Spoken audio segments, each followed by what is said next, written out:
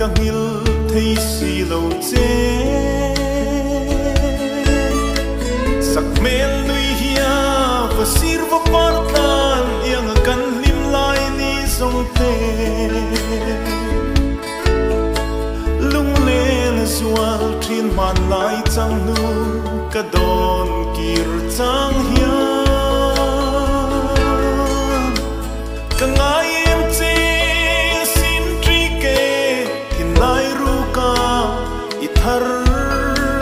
le tri I sing ngai om pian le dai ya tham ra tu ra tha pom ri sang min liam sang hi ka phal thei lo che I sak ming soi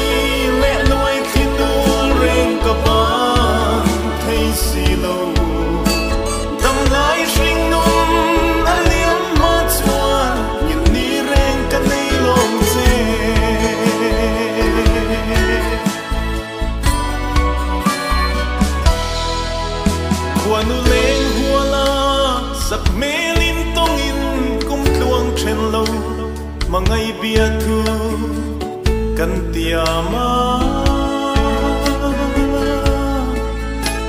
fanau mal tluan choin run mun sava ring nun chiar dun turin ma se ka chun le suaten nan phal lo nang ne na len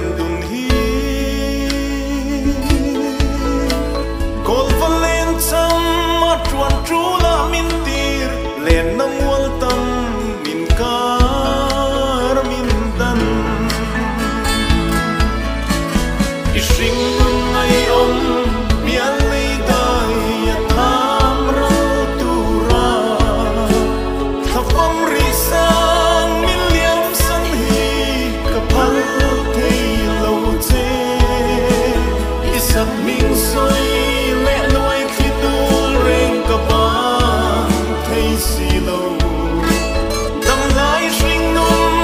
aliam ma chuan yin ni reng ka nei long che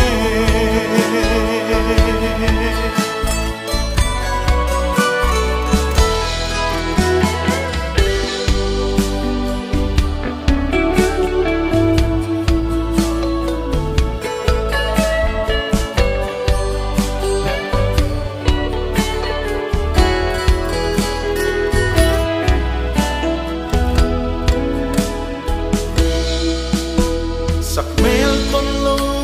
om har lung len tuar so lo va ching khwal I ron chan ni kha lung chim ten mangai bia thu ti kim ten o ka lan man lo che I sak mel moi ka ton top na ni turani ka ring lo lamang le tin ton lo kar toi te sa phong dai riang min chan san